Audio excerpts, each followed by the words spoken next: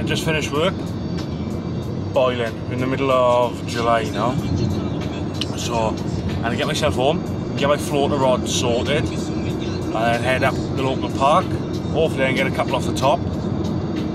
Yeah, it'd be interesting. I'll show you some of the tactics and techniques I'm using to catch these fish. Quite old, but a bit of an hard day, so I'm gonna put my best effort into it. We'll see how we go. Just got home from work. I thought I'm gonna run you through some of my tackle before I go fishing, because I don't know if I'm gonna get a chance when I'm fishing.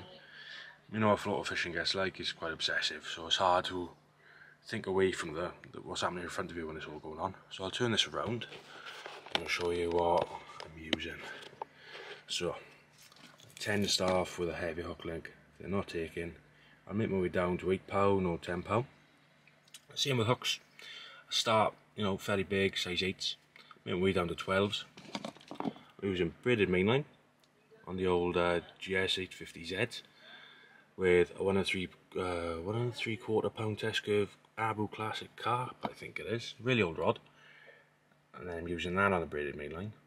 Keep it on the top, really handy. Done a bit of fly fishing when I was younger, so that's where that little edge came from. I'm using salmon oil, put that on the floaters, keep them nice and oily, get a slick. A few different size floats, different ranges, different stuff like that. You know, what the wind is dictating. They got a lovely little slot in them, so you put a little isotope in there for night fishing.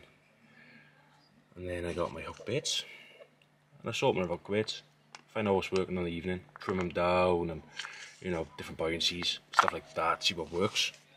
And then what's in the bucket is just some floaters, really, some dog biscuits mixed in with some floating pellets, soaked in salmon oil and different legs. Sometimes you put powder on them, sometimes you don't, depending on how I feel.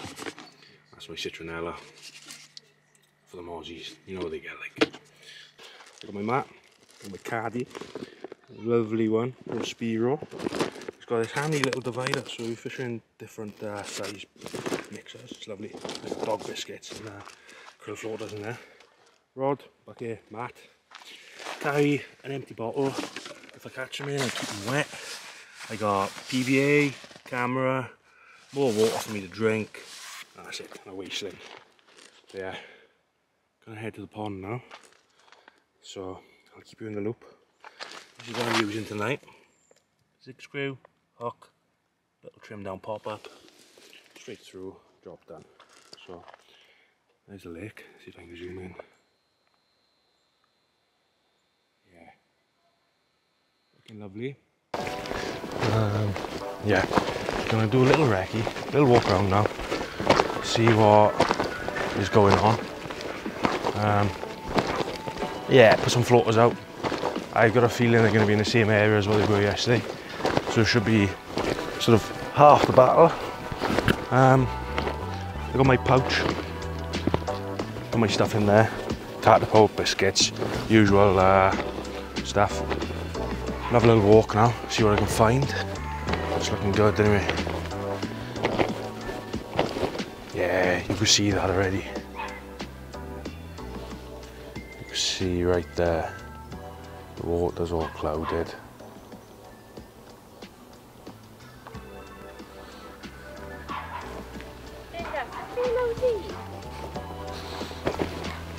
So, keep going for a walk. Just the Park Lake madness. The wind's in there. Oh, I can see fish straight away.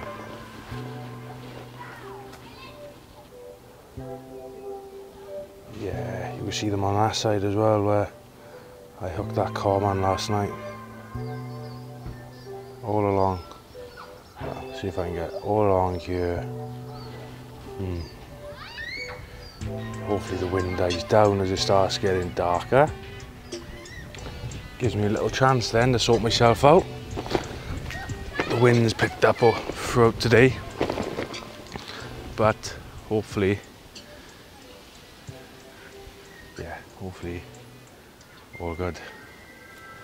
So just walking around, I'm going to stop my usual little spots. This is one of them. Interesting little area.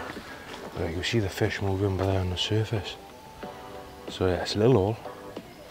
Just down under there. I don't know if you'll see that on the camera.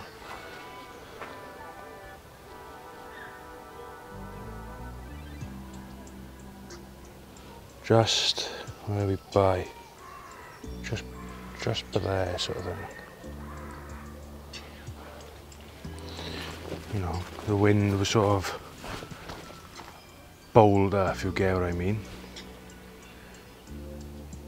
I think I'm going to put a few mixers out and by here now. Ah, there's definitely fish here. Look.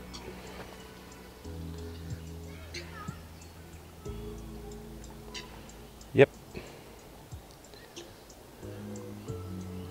And in by here.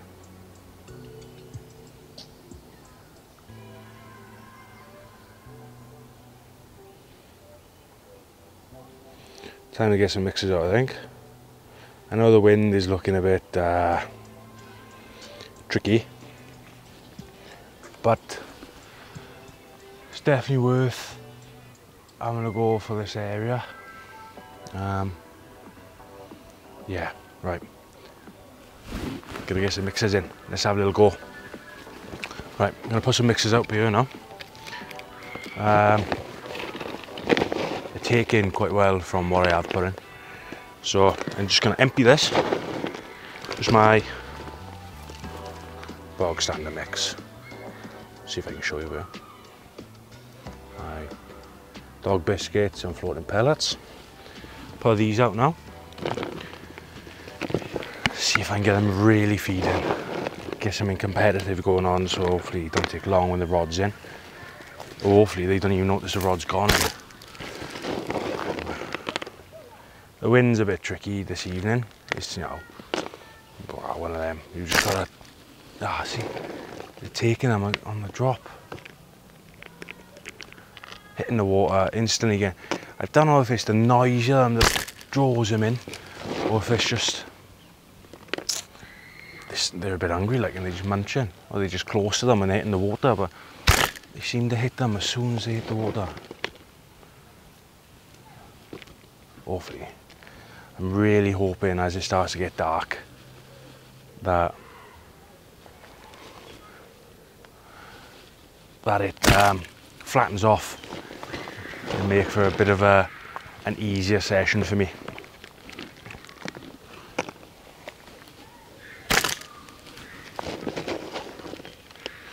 I'm thinking after today the weather takes a bit of a turn, so I'm thinking about doing the odd overnight there and putting a bit of boilie back in. Actually, I haven't done it since the spring. I just struggle to sit on static rods sometimes. I'm so I just get bored. It's one of them. This time of year, what's the point? There's opportunities everywhere, sort of thing. Whether it's stalking or even stalking off the surface. But yeah, that's the cardy empty. I'm gonna leave these feed and then get the gear, come back, watch them, see what's going on, and if they look like they're feeding well enough, we'll fish for them. If not, we'll be moving on to another spot, baiting, but we know they're here and they're willing to feed, so if there's another opportunity somewhere that looks a little bit better on presentation, because this is looking quite tricky with the crosswind, then I'm going to go for that first. But yeah, it's a good start. They're feeding better than that. Got them feeding really well. Got everything down to what I wanted it to be, and just a load of ducks and ducklings came in and smashed it to bits. So going to another area where I should be able to cast a bit easier from, feed a bit easier from, have a bit of a better line lay and a bit more water to play with. It's a bit more open to the public. And on the park lakes, it's nice to have a bit of privacy, tucked in the bushes. But it's fishing. You've got to take it in and you've got to take it on the chin. So I'm off round here to see what's what. Feed and wait. It's boiling, I'm sweating. Yeah. We're heading back round to here. This is the main calf. The fish that I was feeding were just on this wind line. So I think if I fish from down by here, or even down by here somewhere, I might get some privacy. The fish are in by here. So see how it goes. And then I got, that's probably 5 foot to my controller. And that's £10 Zig Link. It's nice. It's just enough stretch in it, especially using braid as my main line. It's just enough. But yeah, it's really nice stuff to control. Don't have to put any stuff on it really, Vaseline or any other bits and bobs to keep it floating. And then, like I said, I got my old Abu Garcia rod, older than me more likely, and down to the reel then. Daiwa GS 850Z, the braid on it. That's neutral buoyancy braid to help whip up as I get a take. Now we're trying to plug away for tonight. And then in the Spiro bait caddy, I got krill floaters, some dog biscuits with some krill liquid on there, you know, some activate liquid, just bits and bobs, see if I can get them feeding. Just catapult that out, bit of a free for all, like a buffet on the surface really, different sizes and different flavours. Yeah, really handy with a kit. The divider is really handy, different sizes in the divider. You know, you can have your 6mm, you can have your 11mm, ideal really. Like a matchman. Brilliant. So yeah, keep plugging away. See if I can get a carp to show you guys then.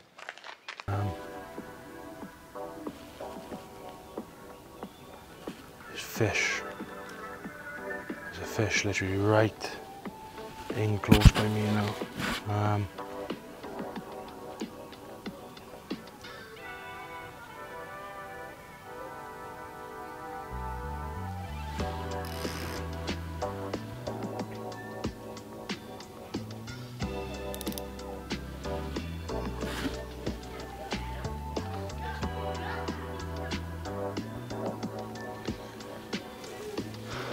Geese.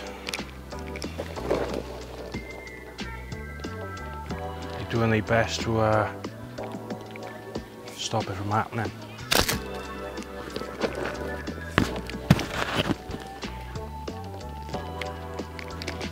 That's a nice fish. Don't know which way he was facing though. It's good float fishing, you can see which way the fish are facing and you sort of, oh, there we are. He's coming straight in.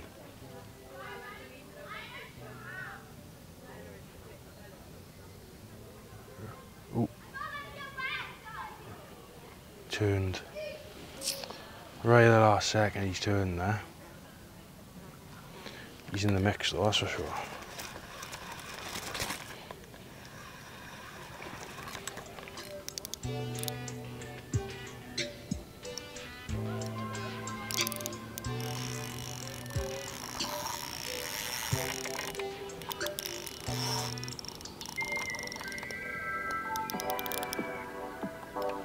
Plenty of patience on a floater rod. Small hooks, light lines.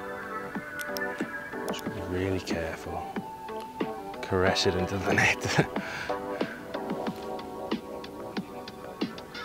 Bending my old rod. Looking lovely. Proper battle curve.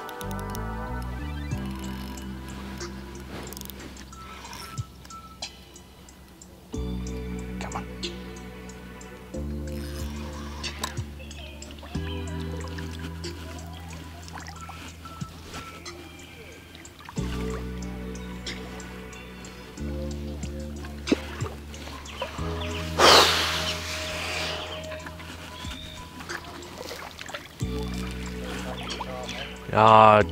Thankful to get that one in. Let's see if I can stab it.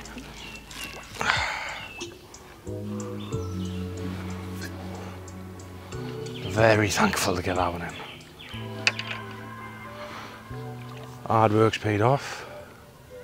A lovely mirror in the net.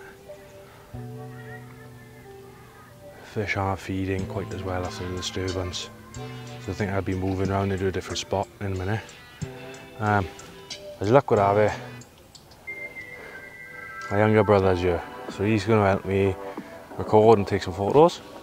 And yeah, happy old days. Fish last night, fish today. Fought really hard.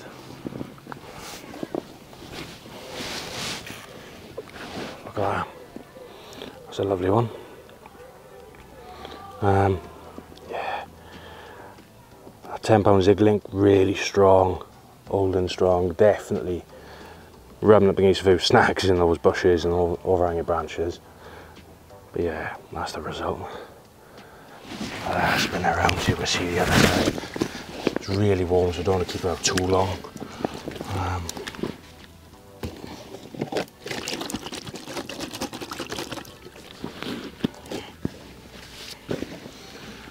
Yeah, bit of damage on it. They just come out of spawning. Yeah, turn out. So yeah, lovely fish. Really lovely fish. Suffered quite a bit since I had that fish. They're not feeding as confident, it's quite tricky. There's a couple still picking, not the way they were earlier. I say that, and there's one just absolutely hammering it.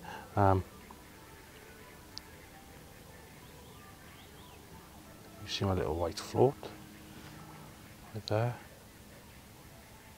Get the odd one that'll come and like smash loads, dip out, come back, smash a load. So I'm thinking about moving into a different area now. Different line lay, bit more open water. The fish will follow the mixers hopefully. But I got wet sleeves, I got wet feet, I got a wet caddy. Everything's wet. I couldn't care less because we've had one. One around the corner up there.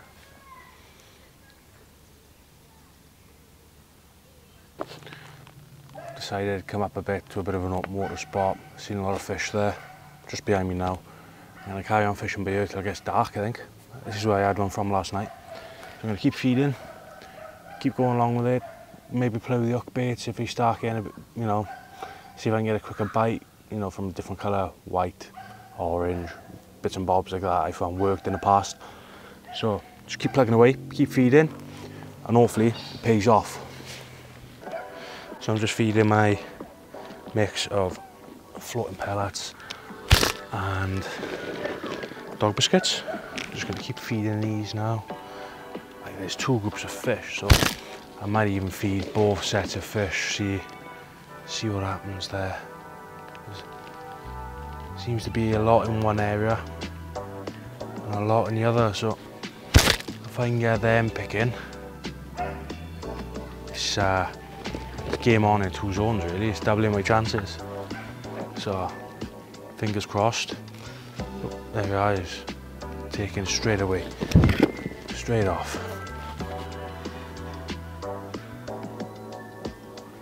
Get everything set now.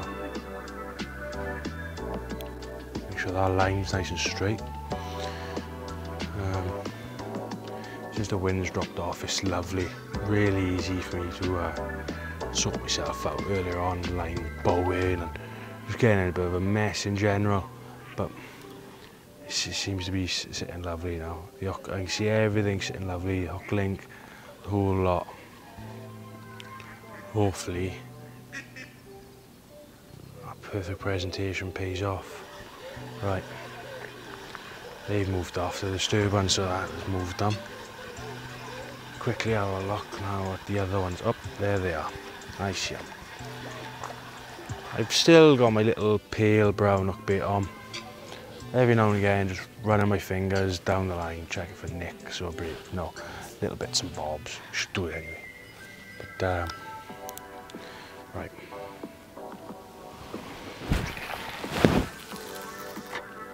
Stop it for its water. Bring it back to where it should be. Once it's sat right where I want it, I'm going to leave it sit. A couple of fish about now, so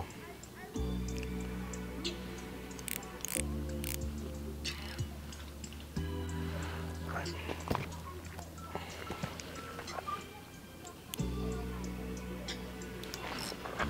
Oh, I missed that one.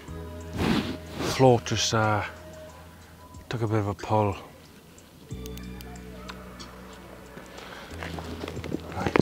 down, get some more mixers out, get them feeding, keep feeding. The trick is keep feeding, you're like a matchman, constantly putting bait in, constantly keeping the fish there, picking. The more they feed, the easier they're going to be to catch. I try to keep the zone as tight as possible, but you know what some catapults are like, they just spring it, you'll spread apart, it's really hard to control it. Yeah, I think that's alright, but there now. I'm just, every now and again, just keeping an eye on the other spot where I put a few mixers, just making sure if they start feeding there hard, maybe fish for them, or keep feeding them, get the confidence up with no lines. It's just options and chances. Instead of having all my eggs on this little spot, I got 2 areas going with 2 groups of fish. Doubling my chances. I know it's using a lot more bait, but I brought the bucket with me. I can always put some more in the caddy. That's the handy thing about having more bait than you need. You can just keep feeding and feeding and feeding. Confidence is key when floater fishing. You keep them feeding, and it's just never ending. I got all different bits of bobs, you know. My citronella, that's really handy. When the mozzies come out, I got a bit of salmon oil, not much left in there. A few different hook baits. I got my mix of dog biscuits, floating pellets. Wish I had more bread ready to feed the ducks off, because they are having a go again. Just keep an eye on everything. You can never look away, you know. It's really hard work.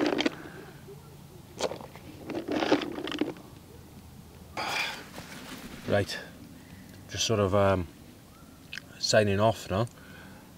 I think that's the end of my floater fishing for tonight. After having that one, you sort of spooked them and they're all a bit more wary. They did carry on feeding, but not with the gusto they did have at the start. Nice to have that one, nice scary one as well. Very pleased with that. I think I'm going to have to look in the album, it looked familiar, so it could be a recapture. It doesn't matter, such a lovely fish. Few battle wounds on him, especially from spawning recently, so carried him up and sent him on his way. But yeah, I think the way the weather's looking the next week or so, I'm not going to be doing a lot of floater fishing. The next thing I got on my calendar is Redmare. I've got a weekend session on Redmare Pool and planning on doing some stalking, floater fishing, watching them from trees. That's my plan of action, but we all know plans don't normally go to plan. So if I don't end up floater fishing, you won't see me floater fishing. You'll see me on Redmare Pool next. So hopefully I get to show you a carp at Redmare, and if I don't, I get to show you around Redmare, and I might even get Les Bamford on camera. And he's a character. He's a good friend of mine, Les. So I can introduce you to him, introduce you to the pool, and hopefully introduce you to a carp or two. Yeah, that's all the floater fishing for tonight.